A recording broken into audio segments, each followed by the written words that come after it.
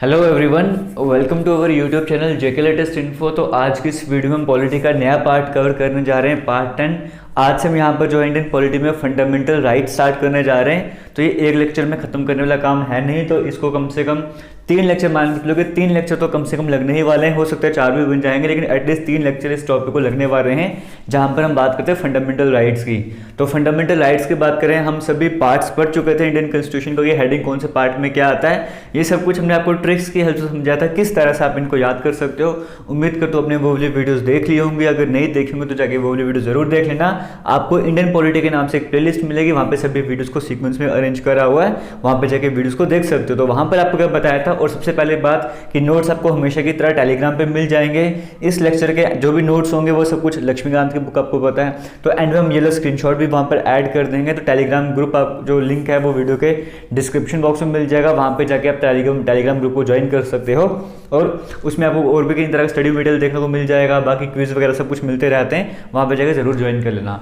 Start करते हैं आज की इस वीडियो को। तो फंडामेंटल राइट्स की बात करेंगे, हमारे इंडियन कॉन्स्टिट्यूशन की बात करें, इंडियन कॉन्स्टिट्यूशन के पार्ट 3 में फंडामेंटल राइट्स को मेंशन करा हुआ है। ये हम समझ चुके थे ना, जैसे यूनियन पढ़ा था, फिर सिटीजन बनाओ, फिर फंडामेंटल राइट्स, तो इस तरीके का ट्रिक आपको बताई थी। तो पार्ट 3 में क्या आता है, हमारे फंडामेंटल राइट्स आते हैं। तो फंडामेंटल राइट्स नाम से पता लगता है ये फंडामेंटल हैं, इसको छोड़ के जितने भी कानून हैं, लॉज हैं, उन सभी को बोलते हैं हम कॉन्स्टिट्यूशनल लॉज, ठीक है। तो यानी कि वो कॉन्स्टिट्यूशनल लॉज हैं, बट ये कुछ स्पेशल लॉज हैं जिनको हमने नाम दिया फंडामेंटल राइट्स। फंडामेंटल क्यों? क्योंकि अगर ये ऐसे लॉज है ना फंडामेंटल राइट्स, जो मतलब अभी आप पढ़ते जाओगे आपको इसकी जो कीमत है या अहमियत, जो शुद्ध हिंदी में जो भी वर्ड यूज़ करते हैं, वो आपको धीरे धीरे समझ आती जाएगी जैसे जैसे हम आगे बढ़ते जाएंगे। तो फंडामेंटल राइट्स की बात करें, कौन से आर्टिकल से स्टार्ट होते हैं, आर्टिकल नंबर 12 से लेकर आर्टिकल नंबर 35 तक हमारे फंडामेंटल राइट्स चलते हैं। इतना भी बेसिक सा कंसेप्ट आपको याद रखना पड़ेगा। इन्हें मैग्ना कार्टा ऑफ इंडिया भी कहा जाता है। मैग्ना कार्टा के पीछे की लंबी कहानी भी नहीं, इतनी लंबी कहानी भी नहीं है, बट जो भी है शॉर्ट में आप कह सकते हो कि मैग्ना कार्टा क्या था। पहली बार अगर किसी को फंडामेंटल राइट्स दिए गए थे ना, उसको मैग्ना कार्टा नाम दिया गया था, वो इंग्लैंड की तरफ से था बोला, ठीक है। तो हम ज़्यादा डिस्कस नहीं करेंगे वहाँ पर। तो पहली बार किसी को फंडामेंटल राइट्स दिए गए थे, उन्हें मैग्ना कार्टा नाम दिया गया था। तो इंडिया में भी फंडामेंटल राइट्स हैं, इसलिए से मैग्ना कार्टा ऑफ इंडिया कहा जाता है। इतना बेसिक सा फंडा भी आपको याद कर लें। तो कहा जाएगा एग्जाम में क्वेश्चन आ जाएगा मैग्ना कार्टा जो है, मैग्ना कार्टा ऑफ इंडिया कौन से पार्ट में आता है इंडियन कॉन्स्टिट्यूशन के, तो ऑब्वियस ही बात है पार्ट 3 में आता है। इतना फंडा क्लियर कर लेना। और जैसा हमने कुछ 4-5 वीडियोस लेक्चर कंप्लीट करे थे, फिर हमने क्वेश्चन सीरीज स्टार्ट करी थी। अब जैसे फंडामेंटल राइट्स वाला चैप्टर हमारे खत्म हो जाएगा, यानी कि 1-2 लेक्चर तो हमारे लगेंगे इसमें, और ये चैप्टर खत्म हो जाएगा, फिर अभी तक जितना हमने पढ़ा होगा उसके सारे मिक्स क्वेश्चन आपके सामने आ जाएंगे ऑब्जेक्टिव फॉर्म में, एमसीक्यू के फॉर्म में। यहाँ पर बात करते हैं, अब देखो हुआ क्या यहाँ पर हमारे पास, यहाँ पे 44th अमेंडमेंट एक्ट की बात करते हैं। उससे पहले आपको स्क्रीन में दिख रहे होंगे फंडामेंटल राइट्स, जैसे जहाँ पे राइट टू इक्वालिटी भी दिख रहा होगा, right to freedom, right against exploitation, ऐसे करके 7 आपको फंडामेंटल राइट्स देखने को मिल रहे होंगे। क्लियर हो गया? तो इन सभी के बारे में 1 बाय 1 समझेंगे, लेकिन पहले एक बात समझ लो, ये 7 फंडामेंटल राइट्स तो आज के टाइम पे है नहीं। आज के टाइम पे कितने फंडामेंटल राइट्स हैं? सिर्फ और सिर्फ 6 फंडामेंटल राइट्स हैं, लेकिन कहने के लिए 6 हैं, लेकिन जब हम पढ़ेंगे तो हमें पता लगेगा कितने बड़े हैं। उनके अंदर भी पार्ट्स हैं ना कई सारे, तो कहने तो बड़े आसान है कि कितने फंडामेंटल राइट्स होते हैं, 6 फंडामेंटल राइट्स होते हैं। तो क्या ये भी खत्म हो जाता है क्या? जो पढ़ेगा उसको पता लगेगा 6 क्या चीज़ होती है ये वाली। तो हालांकि जो इसमें जो 6th नंबर पे आ रहा है, इस लिस्ट में जो 6th नंबर पे आ रहा है उसका नाम है राइट टू प्रॉपर्टी। उसे 44th अमेंडमेंट एक्ट के अकॉर्डिंग डिलीट कर दिया था कि अब वो फंडामेंटल राइट नहीं है, अब वो क्या है, वो लीगल राइट है। अब वो आर्टिकल 300A के अंडर आता है, पार्ट 12 में आता है इंडियन कॉन्स्टिट्यूशन के। अभी भी है, ऐसे नहीं कि राइट खत्म कर दिया है, लेकिन वो एक लीगल राइट बन चुका है। यहीं पे आप समझ रहोगे फंडामेंटल राइट्स क्या होते हैं और लीगल राइट कॉन्स्टिट्यूशनल राइट क्या हैं। Right to property legal right है, लेकिन फंडामेंटल राइट नहीं रह चुका है। इसका मतलब इसको हटा दो तो कितने पीछे बच के 6 बच गए। तो हमारे फंडामेंटल राइट कितने हैं? हमारे जो फंडामेंटल राइट हैं वो 6 हैं। ये फंडामेंटल राइट्स की बात करें, आपको बताया ना आर्टिकल 12 से लेकर आर्टिकल 35 तक चलते हैं, लेकिन जैसे आपको हम 1 बाय 1 पढ़ेंगे, आज हम 1 पढ़ेंगे, कल हम 2 कवर कर लेंगे, इस तरह से ट्राई करेंगे। आज हम जो पढ़ेंगे वो है राइट टू इक्वालिटी। समझ क्यों? जो पहला फंडामेंटल राइट हमारे पास आता है राइट टू इक्वालिटी, आज हम इसके बारे में समझेंगे। लेकिन राइट टू इक्वालिटी जो आर्टिकल है वो हमारे पास स्टार्ट कहाँ से होता है? राइट टू इक्वालिटी जो फंडामेंटल राइट है उसके आर्टिकल 14 से लेकर 18 तक जा रहे हैं। समझ क्यों? आर्टिकल 14 से लेके 18 तक कौन सा आता है, राइट टू इक्वालिटी। उसके बाद 19 से स्टार्ट हो जाएगा राइट टू फ्रीडम, समझ गए ना। लेकिन हमने कहा कि फंडामेंटल राइट्स जो है वो आर्टिकल 12 से स्टार्ट हो रहे हैं, तो आर्टिकल 12 और 13 कहाँ गया, क्योंकि फंडामेंटल राइट तो यहाँ से स्टार्ट हो रहा है, राइट टू इक्वालिटी पहला फंडामेंटल राइट ये है, ये आर्टिकल 14 से स्टार्ट हो रहा है। तो इसके पीछे के जो दो आर्टिकल थे, आर्टिकल 12 और आर्टिकल 13 की बात करेंगे, वो कुछ कंसेप्ट क्लियर करता है हमारे इन फंडामेंटल राइट्स को समझने के लिए, कुछ कंसेप्ट क्लियर करता है, वही हम वहाँ पे पढ़ेंगे। तो यहाँ पर हम बात करते हैं, सबसे पहले हमारे जो फंडामेंटल राइट्स हैं इनके कुछ फीचर्स हैं। मैं सभी नहीं पढ़ूंगा, आपको नोट्स में सब मिल जाएगा, आराम से तसल्ली से बैठ के पढ़ते जाना, सो के पढ़ना, जैसे आपको पढ़ना होगा पढ़ लेना। मैं आपको शॉर्ट में समझाऊंगा एक बेसिक सी एग्जाम्पल जो कि ज़रूरी भी बन जाती है। हमारे फंडामेंटल राइट्स के फीचर क्या हैं, जैसे यहाँ पर बात करेंगे, ये हमारे इंडियन सिटीजन्स को तो मिले हुए फंडामेंटल राइट्स, लेकिन यहाँ पर बात करेंगे जो फॉरेनर्स हैं, जो दूसरे देशों के यहाँ पर लोग आते हैं, उन्हें भी कुछ फंडामेंटल राइट्स दिए जाते हैं। सिर्फ इंडियंस को नहीं मिलते, कुछ फंडामेंटल राइट्स जो इंडिया में बाहर से आते हैं, फॉरेनर्स होते हैं, उनको भी दिए जाते हैं। कोई पाकिस्तानी यहाँ पर आएगा उसको भी कुछ फंडामेंटल राइट्स दिए जाएंगे। ऐसा नहीं है कि हमारे देश का दिल बहुत बड़ा है तो सभी को फंडामेंटल राइट्स दिए ही हो अपने इंडियंस को, लेकिन जो बाहर से आते हैं उनको भी कुछ फंडामेंटल राइट्स हमारी तरफ से दिए जाते हैं, जो उनके लिए ज़रूरी बन जाते हैं। सभी नहीं दे सकते ना, सब दे देंगे तो बोल देंगे कि भाई राइट टू इक्वालिटी, या फिर कुछ ना कोई राइट आगे तो बोलेंगे हमें यहाँ आने दो वहाँ आने दो, सब दे नहीं सकते, वो तो हमारी सिक्योरिटी के खिलाफ हो जाएगा, कई सारी बातों में ऐसा हो जो हमारे खिलाफ हो जाएगा। लेकिन हाँ, जब वो यहाँ पर आ रहे हैं उनको प्रोटेक्शन मिले, इसके लिए हमने उनको भी कुछ राइट्स दिए हुए हैं।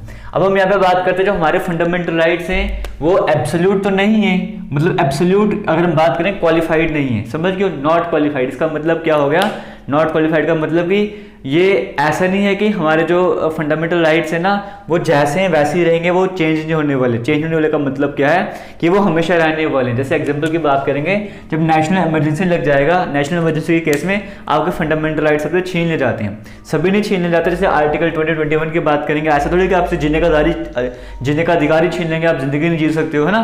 तो कुछ फंडामेंटल राइट्स को छोड़ के, बेसिक फंडामेंटल में कुछ एक दो आर्टिकल्स को छोड़ के बाकी सारे आर्टिकल्स, बाकी सारे राइट्स छीन ले जाते हैं। तो इसका मतलब ये बिल्कुल एब्सोल्यूट नहीं होते। अगर हम बात करेंगे इनकी क्वालिफाइड बिल्कुल प्रॉपर तरीके में, ऐसे नहीं कि हमेशा इंप्लीमेंट होंगे, लेकिन कुछ केसेस में नहीं होते, वो हम इमरजेंसी जब पढ़ेंगे वहाँ पे डेप्थ में पढ़ लेंगे। आगे हम पढ़ते हैं, आर्टिकल 12 से स्टार्ट करते हैं, जो हमारे लिए इंपॉर्टेंट बन जाता है। आर्टिकल जो 12 है वो किसको डिफाइन करता है, स्टेट को डिफाइन करता है। हालांकि जब मैं आपको पढ़ाऊंगा, मैं कई बार शायद से एक दो बार आपको स्टेट देखने को मिलेगा, लेकिन जब आप बुक पढ़ोगे आपको कई बार वहाँ पे स्टेट वर्ड वहाँ पे देखने को मिलेगा।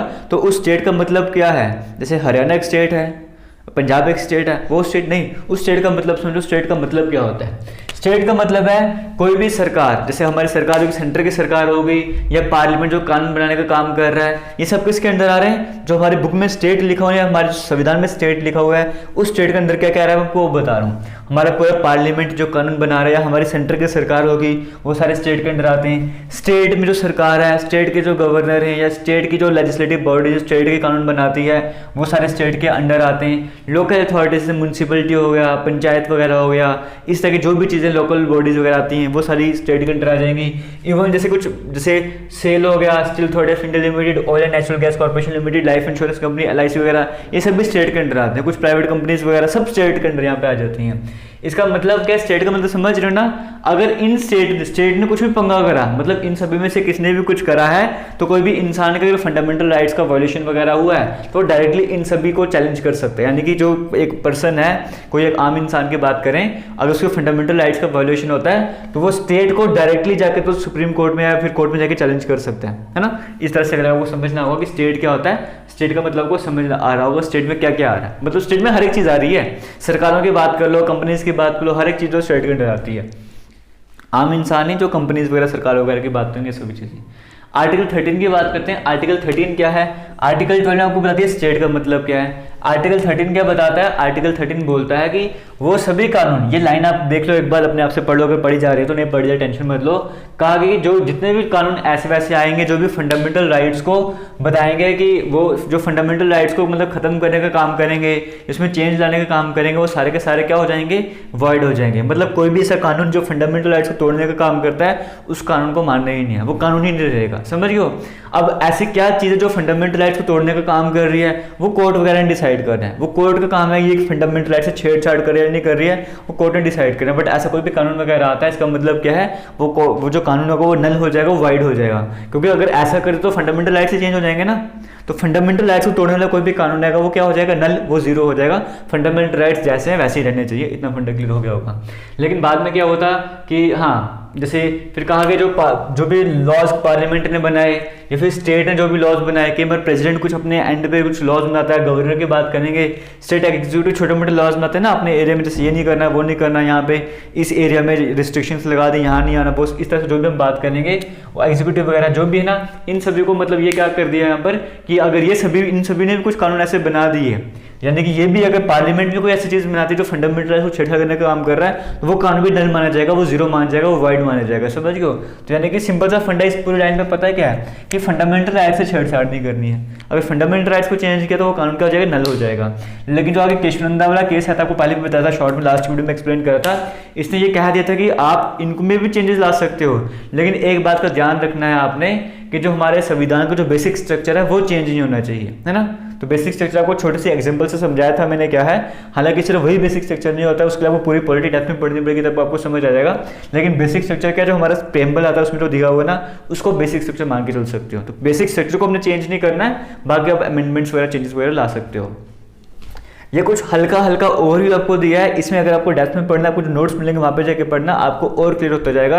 मैं आपको सिर्फ बताने की कोशिश कर रहा हूँ आर्टिकल 12 और आर्टिकल 13 क्या है। आर्टिकल 12 स्टेट्स को डिफाइन करता है और आर्टिकल 13 क्या डिफाइन कर रहा है कि फंडामेंटल राइट से छेड़छाड़ नहीं करनी है। लेकिन आगे क्या बताया गया कि तुम किसी भी संविधान में अमेंडमेंट वगैरह कर सकते हो, ला सकते हो, लेकिन सिंपल सा फंडा ये है कि तुमने क्या करना है, बेसिक स्ट्रक्चर को चेंज नहीं करना है। इसको हमने पढ़ना ही नहीं था, हमने मेन कहाँ से पढ़ना था, फंडामेंटल राइट्स हमने पढ़ने थे, यहाँ से स्टार्ट करने थे। तो यहाँ से आपके लिए और इंपॉर्टेंट बन जाता है, हालांकि ये भी इंपॉर्टेंट है आपके लिए। आर्टिकल राइट टू इक्वालिटी की बात करेंगे, हमारा पहला फंडामेंटल राइट कौन सा है, राइट टू इक्वालिटी। इसमें कौन से आर्टिकल आते हैं, आर्टिकल 14, 15, 16, 17, 18, है ना। 1, 2, 3, 4, 5 आर्टिकल किसके अंडर आ रहे हैं, राइट टू इक्वालिटी के अंडर, है ना। आपको मैंने लास्ट में शॉर्ट ट्रिक भी बताई थी इसकी, क्या बताया था, लॉ, यानी कि 14 वाला लॉ के बारे में बता रहा है, ये डी यानी कि डिस्क्रिमिनेशन, ओ यानी कि opportunity, you means untouchability, T means title, है ना। तो law removes doubt, DOUT doubt, इस तरह से आपको बताया था शॉर्ट ट्रिक। हालांकि जब आप पढ़ना स्टार्ट करोगे आपको ट्रिक की जरूरत ही नहीं पड़ेगी, लेकिन फिर भी अगर किसी को आगे नहीं पढ़ना है तो यहाँ तक कर सकता है। लॉ जो है वो 14 वाले से पता लग रहा है, बाकी से डिस्क्रिमिनेशन, अपॉर्चुनिटी, अनटचेबिलिटी, टाइटल, इस तरह से करके पांचों के पांचों आर्टिकल्स को याद कर सकते हैं। वन बाय वन स्टार्ट करते हैं। सबसे पहले राइट टू इक्वालिटी की बात करी, इसी के अंदर जो पहला आर्टिकल 14 आता है हम इसको समझ लेते हैं। हम फंडामेंटल राइट्स हमने पढ़ना स्टार्ट कर दिया है। फंडामेंटल राइट्स में हमारा पहला राइट क्या है, राइट टू इक्वालिटी। अब जो राइट टू इक्वालिटी है इसको फर्दर कई सारे पार्ट्स में डिवाइड किया हुआ है। जैसे मैथमेटिक्स की बुक खोलते हो, 11th क्लास में पढ़ रहे हो, 10th क्लास में पढ़ रहे हो, आपने ट्रिग्नोमेट्री चैप्टर स्टार्ट करा, ठीक है, ये आपका ट्रिग्नोमेट्री वाला चैप्टर है। लेकिन ट्रिग्नोमेट्री के अंदर क्या हुआ, एक्सरसाइज जो भी 13.1 है, फिर 13.2 हो गई, 13.3 हो गई, हर एक एक्सरसाइज डिफरेंट तरीके की रहने वाली है। वैसे यहाँ पर है, ये मेन हेडिंग है, ये मेन हेड है, ट्रिग्नोमेट्री है, आगे उसके अंदर सब पार्ट्स दिए हुए हैं। तो मेन जो पहला फंडामेंटल राइट क्या, राइट टू इक्वालिटी। इस राइट टू इक्वालिटी को समझने के लिए कई सारे आर्टिकल इसके अंदर और भी हैं। सबसे पहले आर्टिकल 14 की बात करते हैं। ये क्या बोलता है, ये बोलता है equality before law and equal protection of law. ये दो चीजों के बारे में बात करता है आर्टिकल 14। इक्वालिटी बिफोर लॉ ये जो है ये ब्रिटिश ओरिजिन से आया है, और इक्वल प्रोटेक्शन ऑफ लॉ जो है हमने अमेरिकन कॉन्स्टिट्यूशन से लिया है। इक्वल प्रोटेक्शन ऑफ लॉ कहाँ से लिया है, अमेरिकन संविधान से, और इक्वालिटी बिफोर लॉ ब्रिटिश जो ओरिजिन है वहां से हमने सीखा था, इसके बारे में वहां से हमने लिया था कंसेप्ट ये वाला। इक्वालिटी बिफोर लॉ की बात करते हैं, इसका मतलब है कानून की नजरों में सभी सेम है, सभी इक्वल हैं, कानून के सामने सभी क्या है, इक्वल हैं। मतलब कहने का मतलब सिंपल सा फंडा यही है, अगर प्रधानमंत्री, राष्ट्रपति या इस तरह से कोई भी ऐसा कोई बंदा ऑफेंस कर लेता है, या कोई करोड़पति है उसने कोई ऑफेंस कर लिया, बहुत बड़ा उसने कोई जुर्म कर लिया, किसी का मर्डर वगैरह कर लिया है, हम बेसिक सिंपल लेके चलते हैं। एक आदमी जो मान के चलो साल का 5 करोड़ कमा रहा है, ठीक है, और एक आदमी जो साल का बेचारा मुश्किल से 50,000 कमा रहा है, मान के चलो। अब ये दोनों जो है ना, अब कानून के नजरों में दोनों सेम है। अगर इसने मर्डर कर लिया फिर इसने मर्डर कर लिया, अगर दोनों ने मर्डर कर लिया ना, तो दोनों के साथ सेम रहने वाली है। ये इक्वालिटी बिफोर लॉ, कानून की नजरों में सभी सेम रहने वाले, समझ को। अगर गलती की है तो दोनों को वही सेम सजा मिलने वाली है, मतलब इक्वालिटी बिफोर लॉ ये कहता है। दूसरा आ जाता है, अब यहाँ पे फंडा क्या बन जाता था, यहाँ पे देखो, या फिर एग्जाम्पल लेके चलते हैं। एक मान के चलो एक लड़का है, एक बच्चा जो 8 साल का है और एक है 30 साल का, ठीक है, ऐसे मान के चलो। अब 8 साल वाले ने क्या करा, जो 8 साल का लड़का है उसने क्या कर दिया, उसने चोरी कर ली है, ठीक है, चोरी करने की सजा मिलती है। जो 30 साल का उसने भी चोरी, उसको भी सजा मिली। अब क्या जो 8 साल के लड़के ने चोरी की है और जो 30 साल के लड़के ने चोरी की, दोनों को सेम सजा मिलेगी, है ना? ऐसा नहीं होता ना कानून वगैरह, वो क्यों नहीं होता, वो इसके कारण नहीं होता है, इक्वल प्रोटेक्शन ऑफ लॉ के कारण। क्योंकि क्या था यहाँ पे, कहा गया इक्वालिटी बिफोर लॉ, कानून की नज़रों में तो सभी सेम है, ठीक है, कानून की नज़रों में सभी सेम है, लेकिन फिर इसका मतलब कानून की नज़रों में अगर सभी सेम है, जो जुर्म चोरी का किया है वो इसने भी किया है, इसने भी किया है, तो 8 साल के लड़के को, बच्चे को भी वही सजा मिलनी चाहिए जो इसको मिलनी चाहिए, या 5 साल के बच्चे को भी वही सजा मिलनी चाहिए इसको मिलनी चाहिए, लेकिन ऐसा होता नहीं है ना। फिर यहाँ पे आता है कौन सा हमारे पास, equal protection of law. Equal protection of law के अकॉर्डिंग क्या है, equality of treatment under equal circumstances. मतलब क्या करना है, इक्वल ट्रीट करना है इक्वल सर्कमस्टांसेस के अंडर, समझ गए हो? मतलब हमारे संविधान में क्या, जो 18 साल से ऊपर है उनके लिए अलग पनिशमेंट होती है, 18 साल से कम के लिए अलग पनिशमेंट है। यानी कि 18 साल के ऊपर जो भी है, चाहे वो 21 का है, चाहे 22 का है, चाहे 30 का है, चाहे 35 का है, अगर उसने सेम जो उनके सेम कोई भी ऐसे क्रिमिनल जस्ट कुछ भी किया, काम वगैरह करा है, तो उसको सेम तरीके से सजा दी जाएगी। और 18 साल के कम वालों के अलग है, समझ गए हो? तो यहाँ पर क्या है, इक्वल सर्कमस्टांसेस के अंडर इक्वल ट्रीटमेंट दी जा रही है। तो यानी कि हमारे पास जो कह सकते हो यहाँ पे, जो बुक आप पूरी पढ़ोगे आपको समझने को मिल रहा होगा यहाँ पे, जो हमारे पास parallel structural equality before law, ये एक नेगेटिव कंसेप्ट लेकर आता है, और इक्वल प्रोटेक्शन ऑफ लॉ जो है वो एक पॉजिटिव कंसेप्ट लेकर आता है।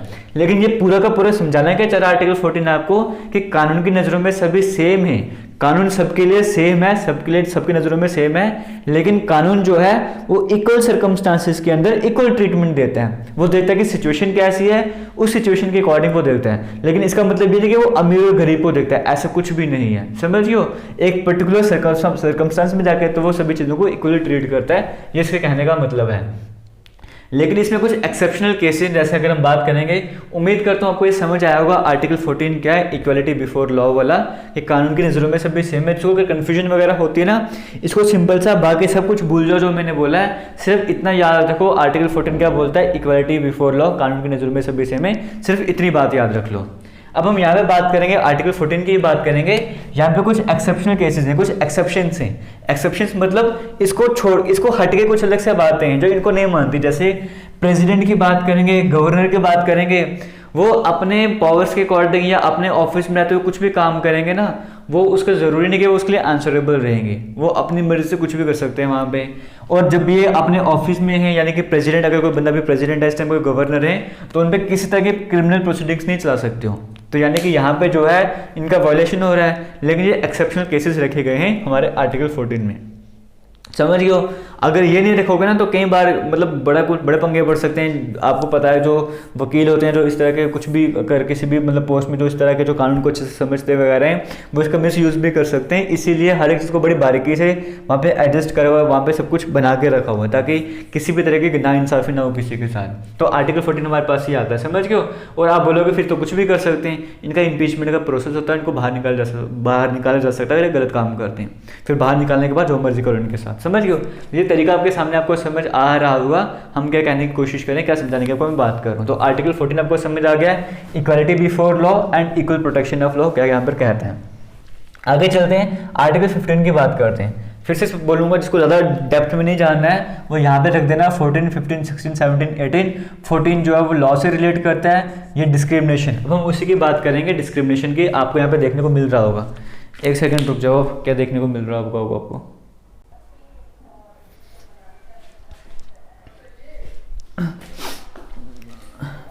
आर्टिकल 15 की अगर हम बात करेंगे तो यहाँ पे डिस्क्रिमिनेशन आपको देखने को मिल रहा होगा यहाँ पे।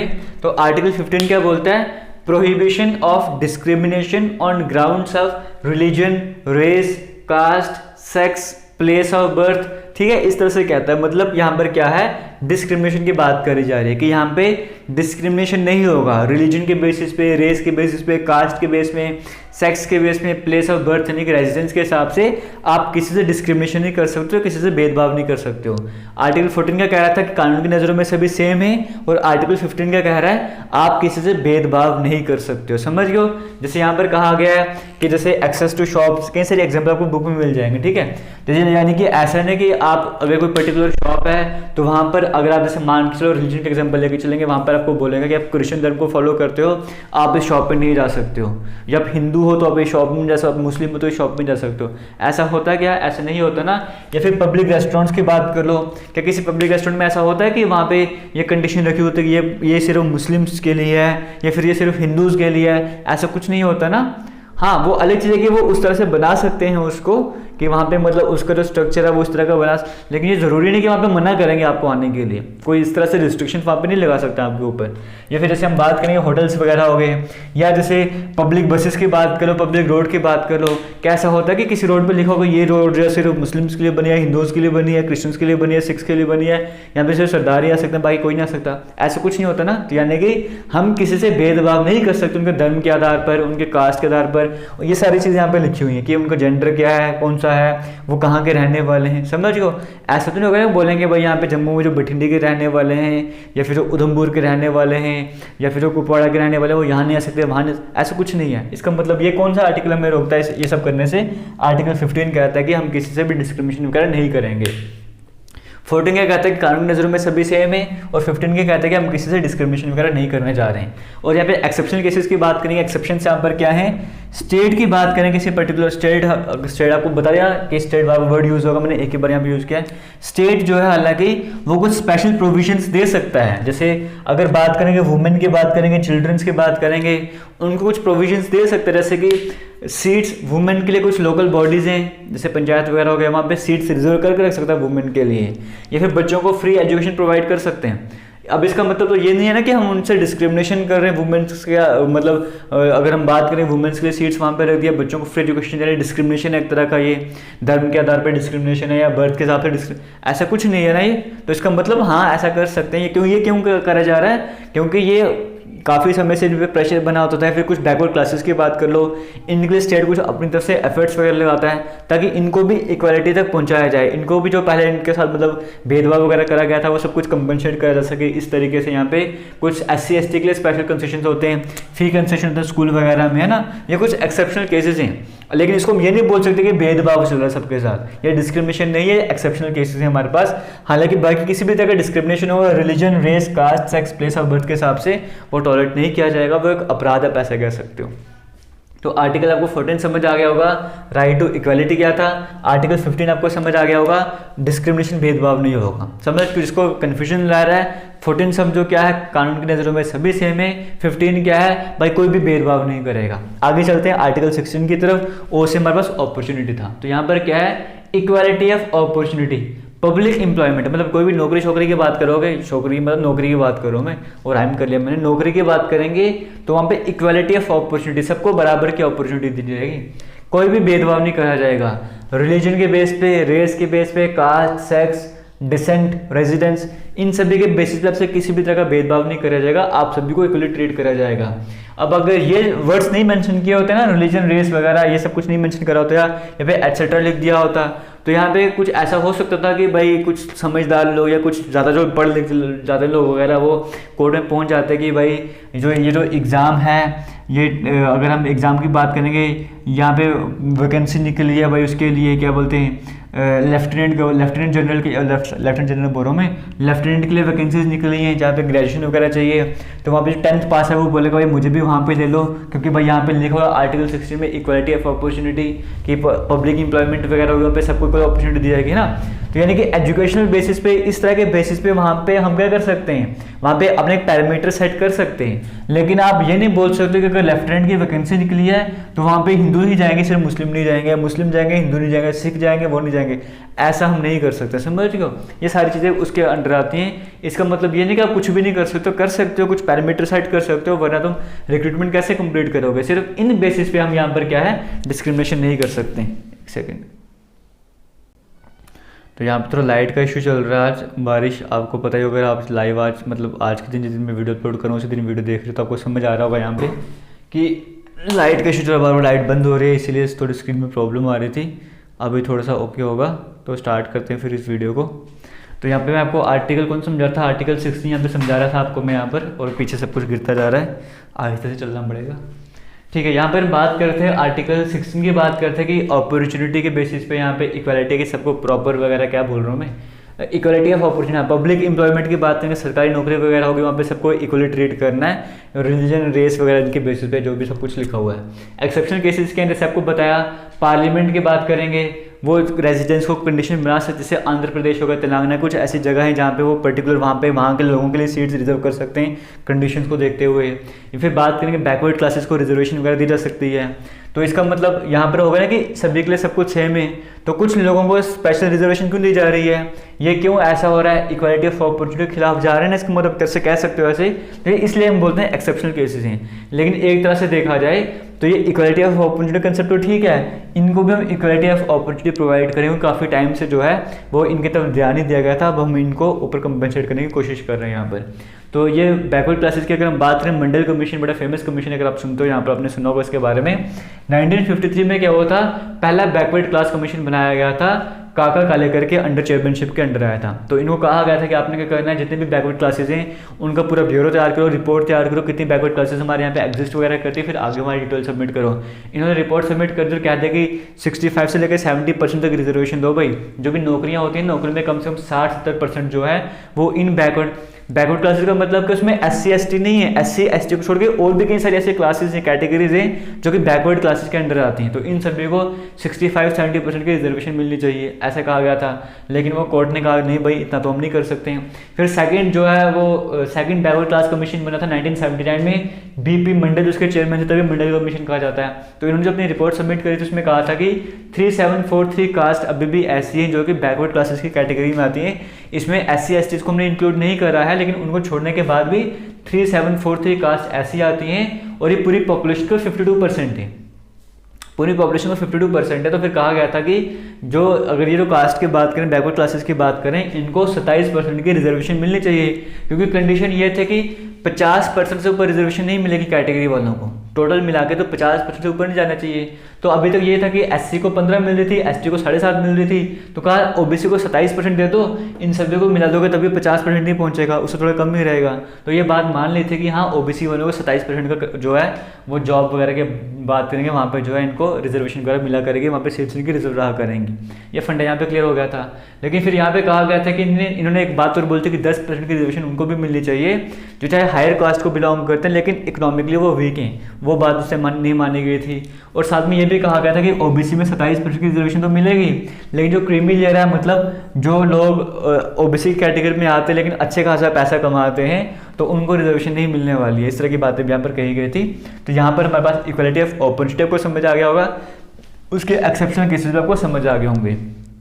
तो आर्टिकल 14 क्या था, आर्टिकल 15 क्या था, आर्टिकल 16 क्या था, आपको समझ आ गया होगा। आर्टिकल 17 की बात करते हैं, वो आता है एबोलिशन ऑफ अनटचेबिलिटी। अनटचेबिलिटी है ना, तो DOUT बोलते ना, D भी हमारा हो गया, O भी हमारा हो गया, U की तरफ पहुंच गए। अनटचेबिलिटी मतलब छुआछूत जो होते हैं, अनटचेबिलिटी बोलते हैं, उसको ख़त्म करना है। यानी कि अब इसको ख़त्म करने के लिए अनटचेबिलिटी ऑफेंस एक्ट आया था 1935 में, 1935 में आया था, जिसको बाद में चेंज कर दिया था, इसको बाद में और ख़तरनाक बना दिया था और उसका नाम रखा था protection of civil rights act 1955। 6 महीने की सज़ा और कुछ जुर्माना वहाँ पे देना पड़ता है इस तरह से करके। तो यहाँ पर अब लेकिन ये क्लियर नहीं था कि अनटचेबिलिटी बोलते किसको है, वो डिफाइन नहीं करा हुआ था कि अनटचेबिलिटी बोलते किसको है, वो सब कुछ नहीं पता था हमको।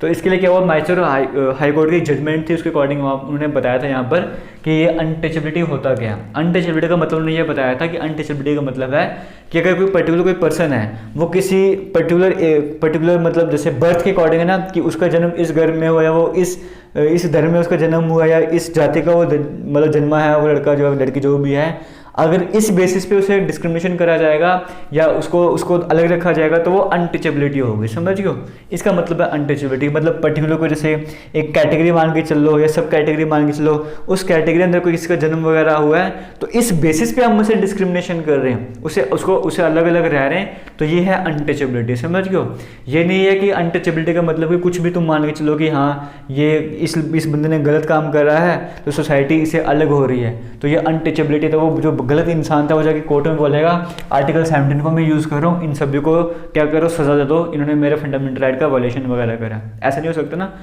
उसका मतलब क्या है, सिंपल सा फंडा समझो। अनटचेबिलिटी का मतलब क्या है कि पर्टिकुलर कोई पर्सन इस कैटेगरी में उसका बर्थ हुआ है और बर्थ के कारण उसे डिस्क्रिमिनेशन करा जा रहा है, तो वो है अनटचेबिलिटी, उसको अलग रखा जा रहा है। ये इसका मतलब बताया था।